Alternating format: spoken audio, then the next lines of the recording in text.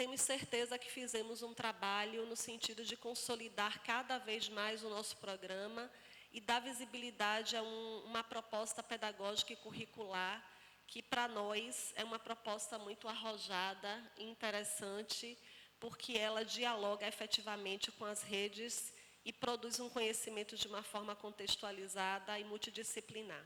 Então, desejar um ótimo semestre para todos nós, parabenizar a professora Nancy e a professora Isabel pela iniciativa e sigamos, vamos viver essa universidade intensamente com tudo que ela tem para nos oferecer.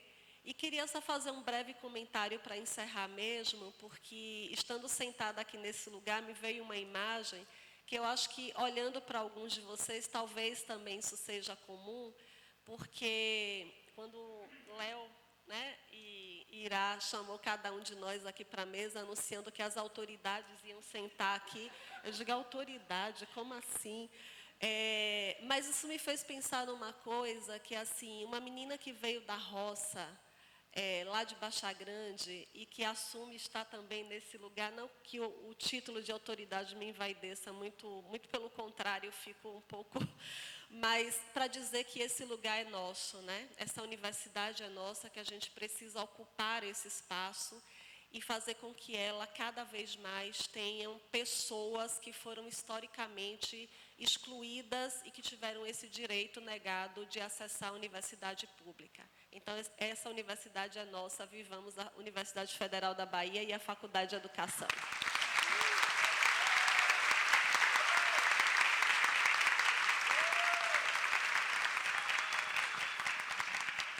Passo a palavra para encerrar essa mesa inicial para o nosso técnico administrativo, representante dos nossos técnicos, das nossas técnicas. Representante, pronto, das nossas técnicas e dos nossos técnicos, Luiz Cláudio.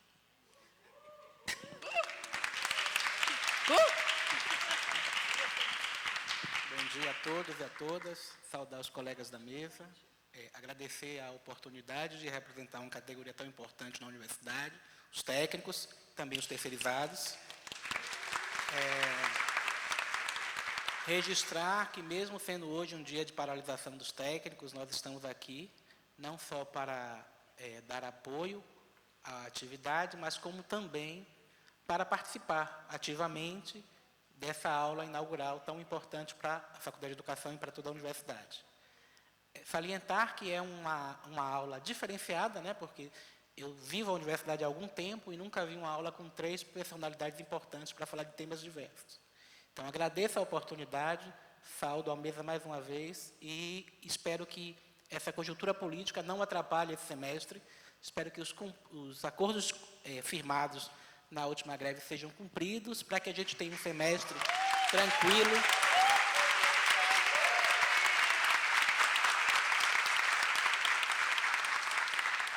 Para que a gente tenha um semestre letivo tranquilo e produtivo para todos nós. Obrigado. Obrigada, Luiz.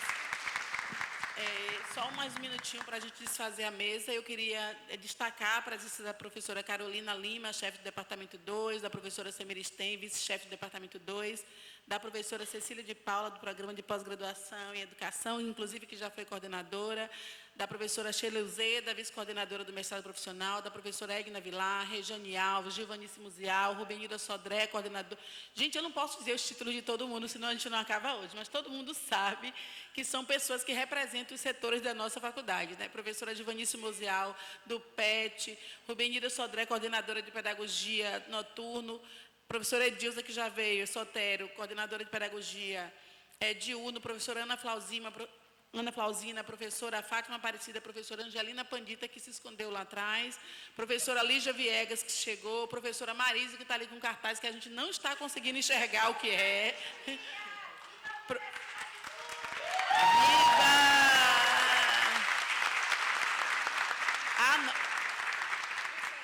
As nossas meninas da biblioteca, Regina e Sônia Chagas. Sem a biblioteca, a universidade não existe. A biblioteca é fundamental para nós. Professora Adriana Franco, professor Gabriel Soarrilli, professora Márcia Lovise, professor André Oliveira e, certamente, professor Jonês... Qual é o sobrenome de Jonês? Cerqueira, né? Eu não lembro se é Cerqueira. Tá. Eu me lembro, está vendo? O professor Jonei Cerqueira e outros que certamente devem estar escondidos por aí. E também ressaltar a presença de docentes de outras unidades, como o professor Biriba, da Escola de Belas Artes, a colega da Escola de Enfermagem, que eu não sei o nome, e todas as pessoas que estão aqui presentes. E a gente vai desfazer essa mesa, porque a nossa ânsia, na verdade, como o Luiz falou, né, nessa aula que é extremamente importante para nós que estamos mudando a cara dessa universidade que vem incluindo diferentes presenças. Quando eu estudei na UFBA, eu entrei na UFBA em 1986, nós estamos em 2025, o outro dizendo que não era nascido, esse povo se acha, viu, gente? Eu entrei na UFBA em 1986, ia fazer 18 anos, com 17 anos ainda, mesmo estando no curso de Ciências Sociais, que é considerado um curso de baixo prestígio social, uma parte significativa da minha turma era constituída de pessoas brancas. E hoje, a gente olha para a cara da nossa universidade, da universidade pública, que precisa repensar muitas questões ainda, e eu não vou falar sobre isso, porque a festa hoje, eu estou olhando para as nossas festas ali, né, que nos representam, mas essa universidade tem se transformado, mas ela precisa se transformar muito mais para acolher, na verdade, as diferentes presenças. A existência das cotas é fundamental, mas essa universidade precisa se transformar em vários aspectos para que o que a gente chama da permanência simbólica seja uma realidade nela a todos os dias. Num dia sim, no outro de novo, no outro também. Que a gente se sinta parte integrante dessa universidade. Sujeitos de direitos e capazes de mudar os rumos que essa universidade vem construindo. Então, obrigada a todas, todos e todos que estão aqui, de onde quer que vocês tenham vindo, que sejam da UFBA, que sejam da Faculdade de Educação, que sejam representando outras instituições, ou mesmo se representando. Muito, muito obrigada por vocês estarem aqui construindo essa aula inaugural conosco. Agora a gente desfaz a mesa para chamar os nossos convidados. Pode ficar aí.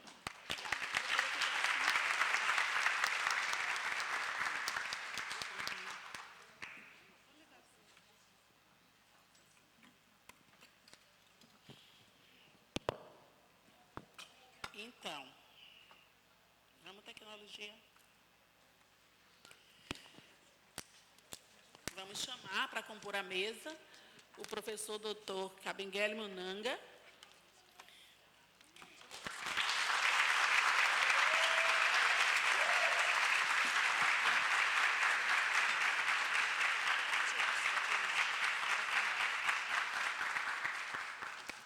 A professora doutora Renilda Barreto.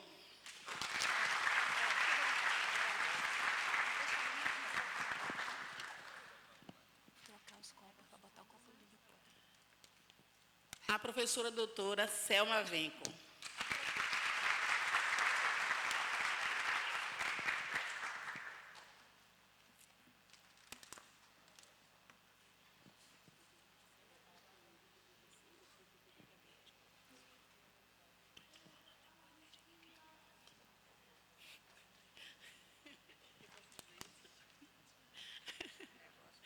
Gente, eu tenho que contar essas coisas que acontecem nos bastidores. Eu estou rindo aqui com a professora Renilda Barreto, porque a gente não combinamos a ordem, e ela está dizendo assim, e eu dizendo para ela, né, que eu vou chamar a professora Selma para falar primeiro, depois a professora Renilda e depois o professor Cabê. E ela fez assim, ninguém quer falar depois do professor Kabengele Munanga, não. E eu passei por isso também quando eu fui fazer uma mesa na USP, e que eu dizia assim, eu não quero falar depois da professora, então deixa eu falar primeiro. Todo mundo com medo, eu digo, não, eu falo primeiro, porque depois dela... Vamos lá.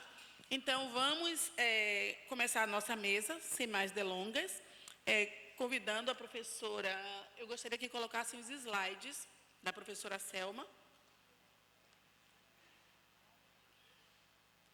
E enquanto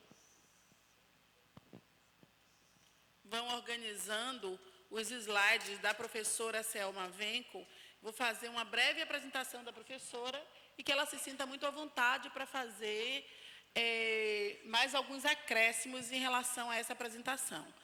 A professora doutora Selma Venco é socióloga, mestre e doutora em Educação pela Universidade Estadual de Campinas, com doutorado sanduíche na Universidade de Paris 10, Nanterre. Foram realizados 2 pós-doutoramentos no Departamento de Sociologia e Laboratório de Gênero, Trabalho e Mobilidade na Universidade de Paris 5.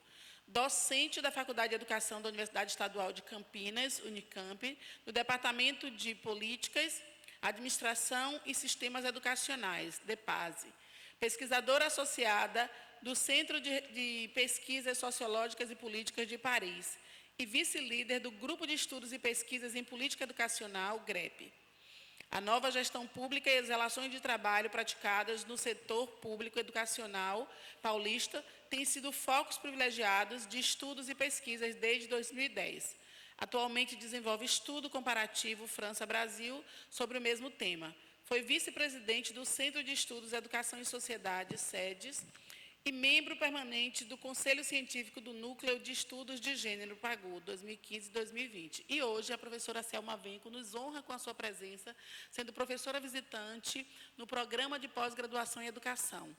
Com a palavra, a professora Selma Venco.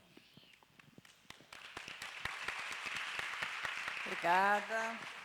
Bom dia a todas as pessoas. Queria cumprimentar aqui a mesa, que é uma grande honra estar aqui, cercada de pessoas tão relevantes aqui para a gente refletir sobre a sociedade e a educação nesse contexto, né? A Nancy falou demais, mas isso tem a ver com a cor do cabelo, né, gente? Com tanto cabelo branco, a gente já teve oportunidade de circular bastante, de fazer bastante coisa, então é uma honra. E agradeço demais falar em primeiro lugar, porque enquanto você estava falando da ordem das pessoas, eu lembrei de um amigo que falava isso há muito tempo atrás, quando o Romário ainda jogava bola, e não era esse escroto que ele é hoje, desculpa. Aí falava assim, quando a gente fala depois de uma pessoa muito relevante, né? Sai Romário, entra Jardel. Não sei nem quem era Jardel, mas devia ser um de quinta categoria. Então, muito obrigada. E dizer que é uma alegria enorme estar aqui na UFBA. Estou chegando ainda, conhecendo Salvador, conhecendo as pessoas, então é muito, muito gratificante. Aí vocês devem estar se perguntando, mas que título é esse, né? De uma aula inaugural, que a gente está num clima tão para cima, desejando um excelente semestre, eu venho falar em descaminhos, né? Então, eu não trago boas notícias, desculpem, mas as más notícias, os dados, é justamente para a gente poder fortalecer a nossa consciência sobre a nossa profissão e se mobilizar e resistir, tá bom? Espero que vocês aceitem esse convite. Então, eu começo, e sem anistia, concordo. Muito bom esse cartaz, viu, gente?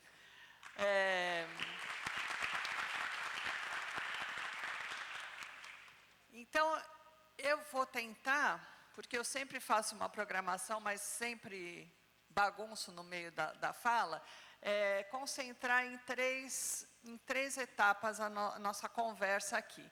A primeira, sobre a formação para o magistério, não é? O enfraquecimento da função pública, e eu vou dizer sempre a tentativa de enfraquecimento da função pública, e o avanço das EDTECs, que são as startups da educação, que tentam, eu sempre vou reforçar esse verbo tentam, porque a gente resiste, não é? Desconfigurar a nossa profissão. Então, eu queria começar com uma problematização, não é? Uma ou várias, vamos ver, né? Que é justamente quando que a educação esteve a serviço da população. Não é? A primeira coisa, né? A gente poderia compreender o direito à educação como direito à matrícula?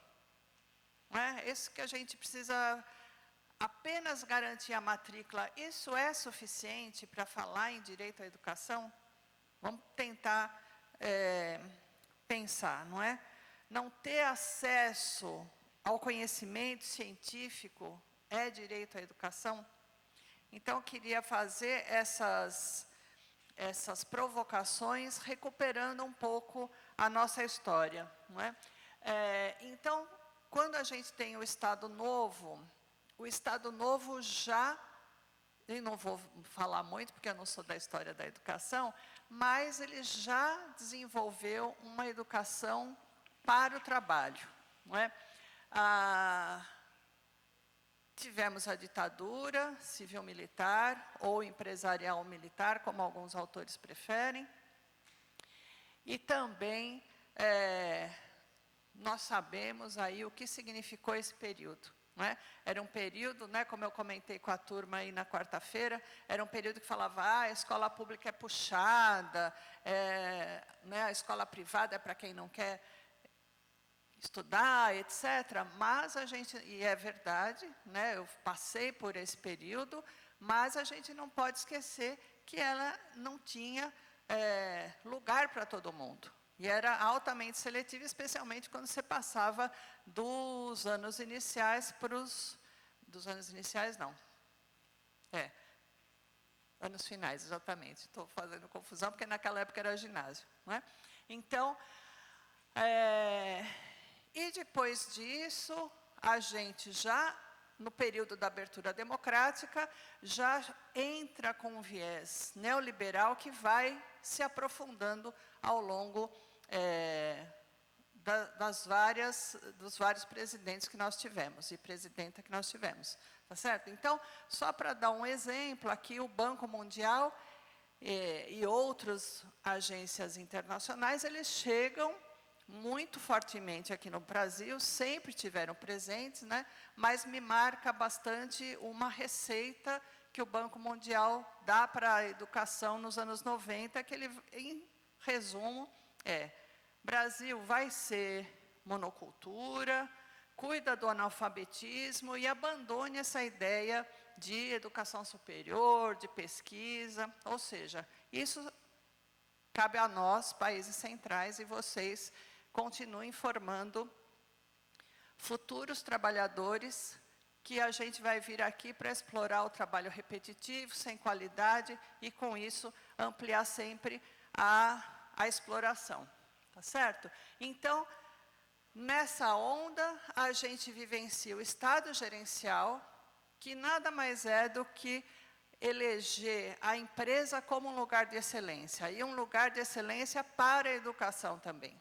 Né? A gente tem visto, não vou me estender sobre isso, mas todos os programas, esse avanço do setor privado na educação, institutos, Ayrton Senna, Fundação, enfim, nem vou listar porque são inúmeros. Então, nessa ideia do Estado gerencial, eles vão aperfeiçoar, porque nunca não começou do dia para a noite, tá certo? Vão entender a escola como uma empresa. E aí começam a trazer ferramentas, práticas e desejos para dentro da escola. Então, isso começa com uma racionalização de procedimentos e sempre o alvo seremos nós. Né? Os e as professoras são sempre taxados como, tá vendo, vocês não sabem ensinar, sobretudo para essa sociedade em movimento, que tem novas descobertas, etc. Vocês estão muito arcaicos para ensinar os futuros, eles vão dizer cidadãos e cidadãs, mas na verdade estão pensando em trabalhadores e trabalhadoras. Tá certo? Então, o que eu queria começar chamando a atenção, que nessa fase de padronizar currículo, padronizar aula, padronizar material didático, não é? E fazer essa mensuração por meio de avaliações de alta escala para uma prova homogênea aplicada a contextos heterogêneos. Tá certo? Então, só esse fato já desbancaria essa ideia de que a gente consegue fazer uma mensuração aí, todo mundo com a mesma régua. Mas é esse o comportamento que eles passam a fazer, porque querem, lógico, ampliar o controle sobre o trabalho docente. né? Então, nessa lógica, eles não querem mais saber que os e as professoras sejam portadores de pensamento reflexivo, que desenvolvam um trabalho crítico junto às turmas, etc. Qual é a ideia, né? Milton Santos já tem um texto brilhante, que eu considero, não é? Apesar do título depois de ter sofrido várias críticas, mas é Os Deficientes Cívicos. Não sei se vocês conhecem, está disponível na internet, que ele vai dizer, à medida que a gente substitui as disciplinas que desenvolvem esse pensamento reflexivo, crítico, etc., e substitui por outras, a gente está adotando um pragmatismo que reforça essa ideia do aprender hoje para aplicar amanhã. Não é? Então, é isso que a gente vem assistindo, não é? Nessa tentativa de formar líderes. Então, eles não estão mais preocupados em formar professores. E eu não sei se chegou aqui na Bahia, mas essa avaliação 360 graus, que tem lá no estado de São Paulo, nas escolas de tempo integral, e, na verdade, a avaliação a pergunta não é, você é um bom professor, uma boa professora? Não. Isso é avaliação pelos pares, não é? Mas querem saber o quê? Se você tem um comportamento de liderança. Então, isso é de uma pobreza para a escola, no meu entendimento, sem tamanho. Mas é essa escola que eles querem. Tá bom? Então, vamos pensar algumas medidas, vou trazer só algumas, e eu peço para a Nancy controlar meu tempo, porque a gente vai embora, né? Eu vou trazer para vocês apenas os dados aqui de contratos temporários. Então, a gente sabe que pela Constituição, no artigo 37, para ingressar no funcionamento, no serviço público, é obrigatório ter sido aprovado em concurso público. Tá certo? Agora, eu já conversei no Ministério Público, com advogados especializados no trabalho, por que esse dado não vira um escândalo no Brasil. Então, vejam aqui, dados da sinopse do censo escolar. Em 2001, no Brasil, havia 32% de professores temporários. Tá? E agora, em 2023, eles já são maioria. Então, significa 53% dos professores, das professoras, eles não têm estabilidade no emprego. E isso depois a gente pode conversar, mas isso tem inúmeros desdobramentos. No Nordeste, eu acho que isso aqui deveria ter uma luzinha, tem, mas eu não vou saber usar. Mas vejam aqui, no Nordeste, apenas o Rio Grande do Norte, Alagoas e Bahia não seguiram esse movimento.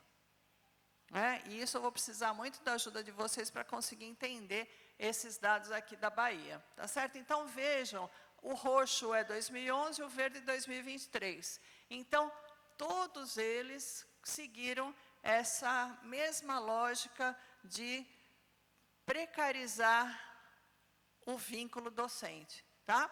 Então, vejam lá, Pernambuco, por exemplo, antes era o Ceará, o campeão nordestino, mas passou o bastão aqui para Pernambuco. Tá? Esses são os dados da sinopse. E aqui a rede municipal, ali era a rede estadual, viu, gente? Esse aqui é a rede municipal, que sempre, historicamente, ela protegia mais, ela conservava mais esse vínculo do concurso público, ela também vai aderir massivamente aos contratos temporários. Tá bom? Eu estive como professora visitante na Paraíba e eu descobri uma coisa lá muito complicada, que os próprios estudantes da pós-graduação falavam, aqui na Paraíba o professor tem dono. Eu falava, como assim tem dono? Não, é porque eles colocam os cabos eleitorais nas escolas, então, na escola fala, quem é fulana? Fulana que é do vereador tal, do deputado Então, vejam o risco que isso daí tem em relação à produção do conhecimento. Então, o que a gente tem assistido? Por que a gente vivencia essa onda de acabar ou de uma tentativa de reduzir a função pública, não é? Quem é funcionário público, a gente tem já um diferencial, e é por isso que eu defendo a estabilidade no emprego, porque a gente garante a continuidade da política pública. A gente trabalha para o interesse da população, a gente não está trabalhando para aumentar a acumulação. Tá certo? Então, só por essa razão, e não é pouco, não é? Eu defendo sempre a estabilidade do emprego, que ela já tentou ser atacada de diversas formas. Continua sendo atacada, mas no governo anterior, que eu nem vou falar o nome, não é? Eles tentaram fazer uma PEC para flexibilizar as contratações do serviço público. Ainda que tenham conseguido uma boa parte. Tá? Então, o que aconteceu? A gente começou a vivenciar cada vez mais, e o que a gente passou a ver é o que, por exemplo, eu cheguei a escrever, se a uberização do trabalho era, de fato, alguma coisa nova. Começou tanto a falar de uberização, né? Começou com motorista de aplicativos, etc., mas a gente tem no Brasil uma história de flexibilização das relações de trabalho, não é? E a minha hipótese é que, por essa razão, a reforma da CLT passou tão facilmente, porque mais da metade dos trabalhadores e das trabalhadoras já eram flexíveis, não é? Então, eles já não tinham direitos, ainda que restritos, da consolidação das leis do trabalho. Então, o que tem acontecido com a nossa profissão, com nossos pares, com nossos colegas, nossas colegas? É uma situação de uberização? É uma situação de abandono da profissão? Ou será, ou já está sendo uma situação de desemprego, uma vez que o número de professores em todo o país, ele vem decrescendo significativamente, exceto para a educação infantil, ainda respeitando aí, na minha hipótese, um movimento da pirâmide etária.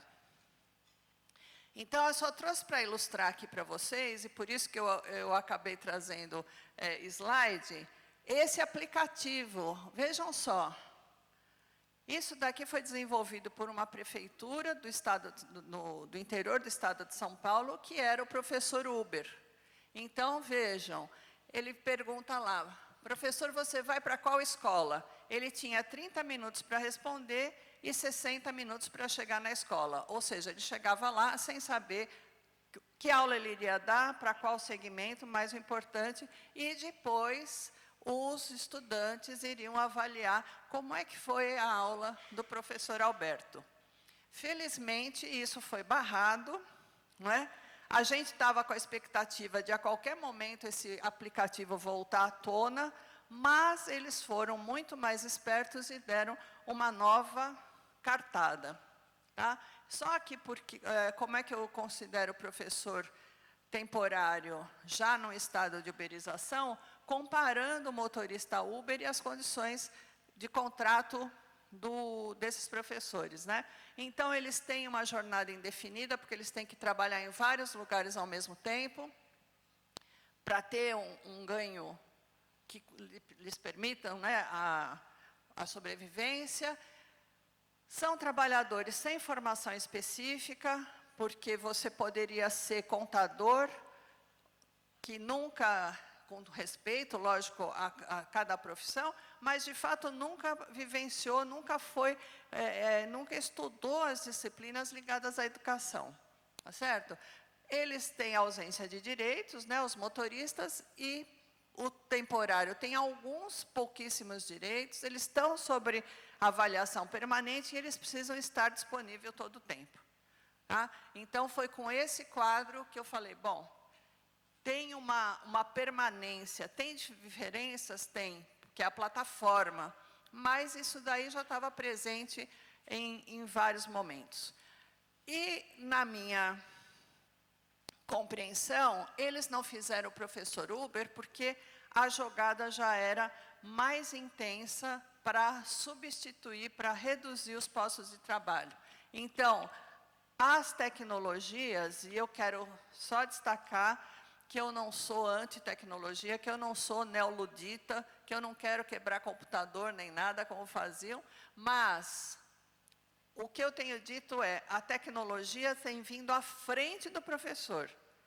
A gente não tem